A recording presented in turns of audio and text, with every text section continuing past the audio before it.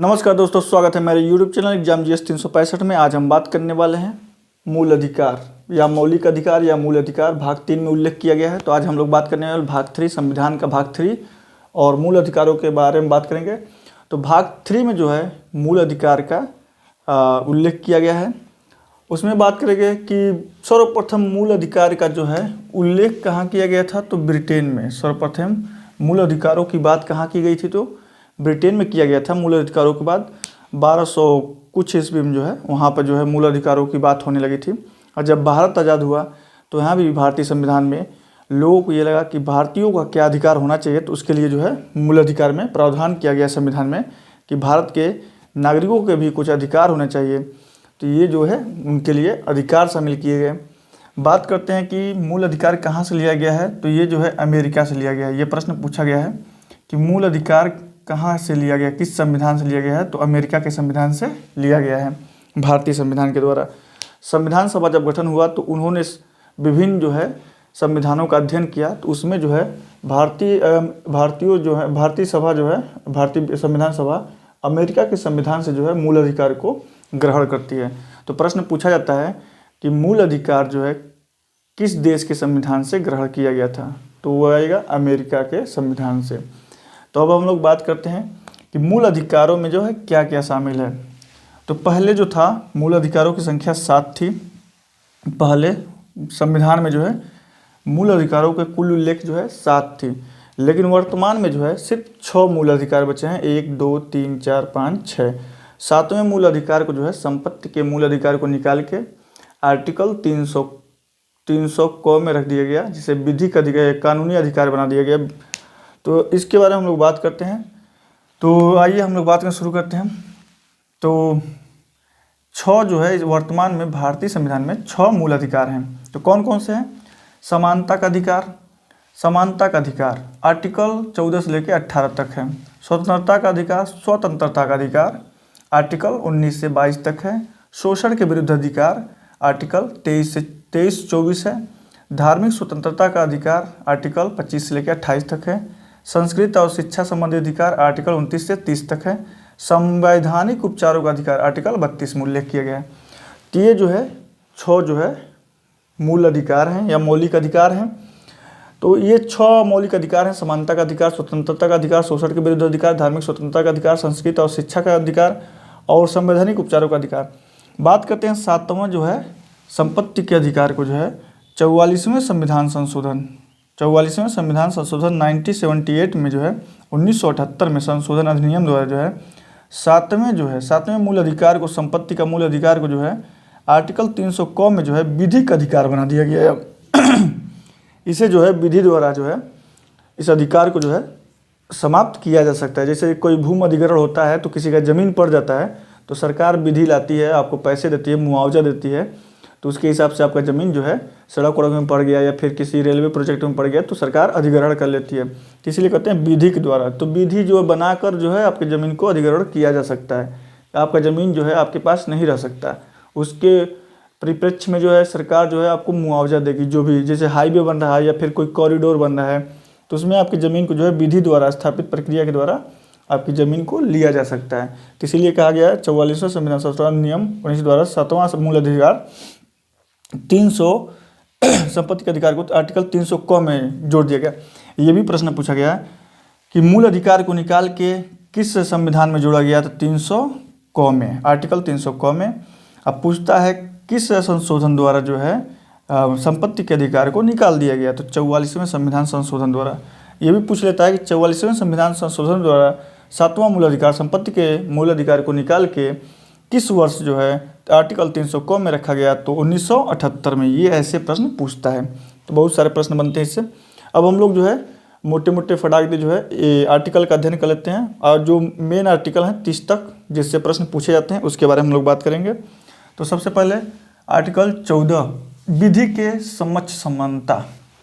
तो सभी व्यक्तियों को जो है विधि के समक्ष समानता का अधिकार होगा। ये अधिकार है सभी नागरिकों का। आर्टिकल 15 धर्म, मूल, वंश, जात, लिंग, जन्म स्थान के आधार पर भेदभाव का निषेध।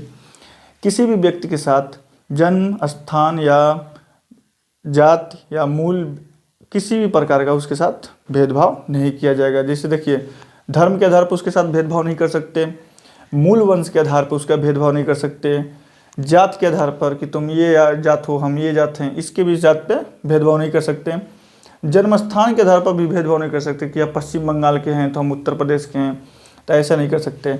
भेदभाव का निषेध करता है ये 15वां आर्टिकल, ये बहुत इंपॉर्टेंट है। और 14 भी बहुत इंपॉर्टेंट है, ये पूछते हैं 20 तक तो जरूर याद होना चाहिए, इसके बाद नहीं याद रहेगा तब भी कोई दिक्कत नहीं, लेकिन 20 तक याद होना चाहिए। और 16वां आर्टिकल कहता है कि लोक नियोजन के विषय में अवसर की समता। इसका मतलब है कि जो भी सरकारी पदों पर भर्ती होगी तो उसमें सभी को समान अवसर दिया जाएगा, चाहे वो आप किसी भी जात से हों, किसी भी धर्म से हों, किसी भी मजहब से हों, सभी को जो है समान अवसर आर्टिकल 16 देता है। तो इसमें किसी भी प्रकार का भेदभाव नहीं किया जाएगा। बात करते हैं आर्टिकल 17। आर्टिकल 17 कहता है अस्पृश्यता का अंत, मतलब किसी भी व्यक्ति से आप घृणा नहीं कर सकते किसी भी प्रकार से, चाहे वो व्यक्ति किसी भी रूप में हो, चाहे किसी भी धर्म को मानने वाला हो, चाहे कुछ भी हो, तो उसको जो है अस्पृश्यता का अंत हो, मतलब उससे भेदभाव किसी प्रकार का न किया जाए। 8वां है उपाधियों का अंत। तो कोई भी व्यक्ति जो है किसी भी बाहरी से या विदेशों से जो है कोई भी उपाधि नहीं ले सकता कि मैं फला राजा हूँ, फला सिंह हूँ या फिर फला ये हूँ, आप ऐसी उपाधियाँ नहीं ले सकते, क्योंकि ये उपाधियों का अंत आर्टिकल 18 बताता है कि उपाधियों का अंत है।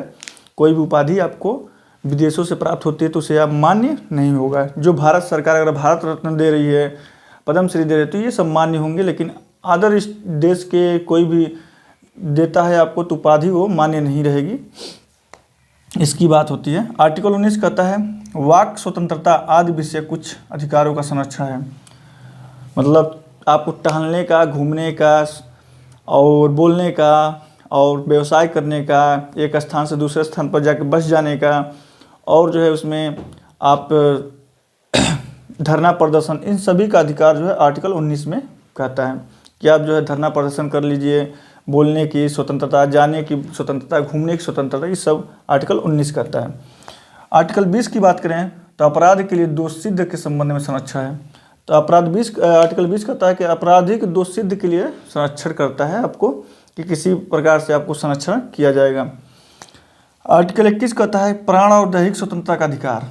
आपको 21 में कहा गया है कि प्राण और दैहिक स्वतंत्रता का आपको अधिकार है, इसको कोई आपको छीन नहीं सकता, आपका प्राण और दैहिक स्वतंत्रता। इसके लिए कानून बने हैं कि आपको कोई अधिकार से वंचित नहीं कर सकता, प्राण और दैहिक स्वतंत्रता से कोई आपको मार नहीं सकता, कोई आपके शरीर को क्षति नहीं पहुंचा सकता।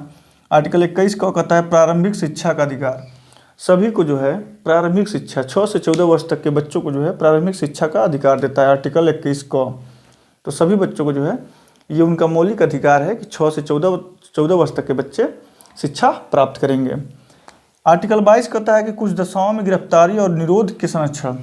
इसमें कहता है कि कुछ दशाएं ऐसी होती हैं उसमें गिरफ्तारी से जो है संरक्षण प्राप्त है। हर व्यक्ति को हर समय आप गिरफ्तार नहीं कर सकते। हो सकता है कोई महिला कुछ कंडीशन में हो, कोई कुछ बच्चे हों छोटे, क्या छोटे बच्चों को उठा के बंद कर देंगे, तो उसी सब का ये संरक्षण की बात करता है। आर्टिकल 23 कहता है बलात् श्रम या मानव दुर्व्यवहार का निषेध। आर्टिकल 23 कहता है बलात् श्रम मतलब बच्चों से काम न करवाएं, और मानव दुर्व्यवहार मतलब मानव की तस्करी उसकरी न करें, उसका निषेध करता है आर्टिकल 23। किसी भी प्रकार के महिला का व्यापार न करें, उन्हें बेचे मत, बच्चों से, छोटे बच्चों से काम न कराएं कारखानों में या फिर घर पे। लेकिन लोग घर पर तो करा ही लेते हैं, लेकिन कारखानों में नहीं करने देते। तो ये कानून में उल्लेख किया गया है संविधान में कि आर्टिकल 23 कहता है कि बलात् श्रम निषेध है, छोटे बच्चों से काम कराना अपराध है, आप कानूनन अपराध है। तो यही जो है आर्टिकल 23 में उल्लेख किया गया है। अब हम लोग बात करेंगे आर्टिकल 24 के बारे में। आर्टिकल 24 देखिए क्या कहता है। तो आर्टिकल 24 कहता है कारखानों में बाल श्रम आदि का निषेध। तो किसी भी बच्चे को जो है 14 वर्ष से नीचे अगर बच्चा है तो उसे कारखाने में काम करना अलाउ नहीं है। उसका क्या करता है आर्टिकल 24 जो है निषेध करता है, मतलब मना करता है। आर्टिकल भारतीय संविधान का आर्टिकल जो 24 कहता है कि किसी भी बच्चे को कारखाने में काम करना अलाउ नहीं है।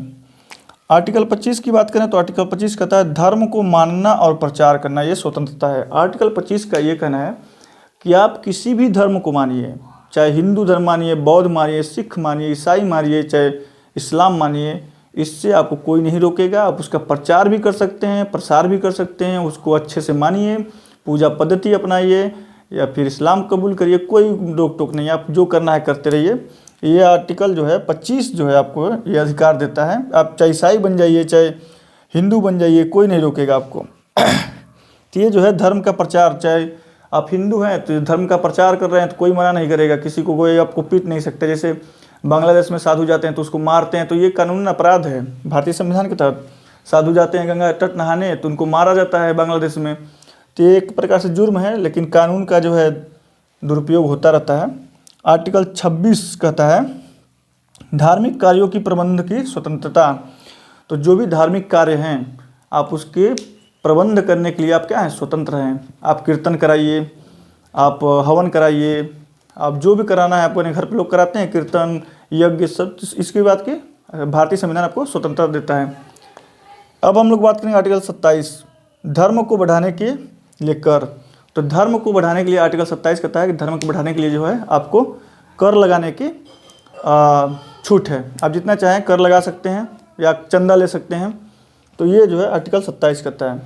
अब बात करते हैं आर्टिकल 28 शैक्षणिक संस्थानों में धार्मिक पुरावलोकन। तो शैक्षिक संस्थानों के रूप में जो है आप धार्मिक जो है शिक्षा दे सकते हैं और उनका कार्य पद्धति को अपना सकते हैं। आर्टिकल 28। आर्टिकल 29 कहता है अल्पसंख्यक वर्गों का हितों का संरक्षण।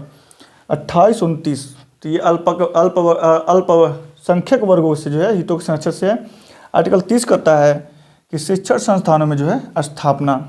तो आप जो है शिक्षण संस्थानों की स्थापना कर सकते हैं, चाहे हाई स्कूल हो, प्राथमिक विद्यालय हो, महाविद्यालय हो या यूनिवर्सिटी हो, तो आप शिक्षण संस्थानों की स्थापना कर सकते हैं। आर्टिकल 30।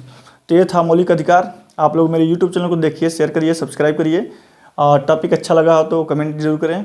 बहुत बहुत धन्यवाद।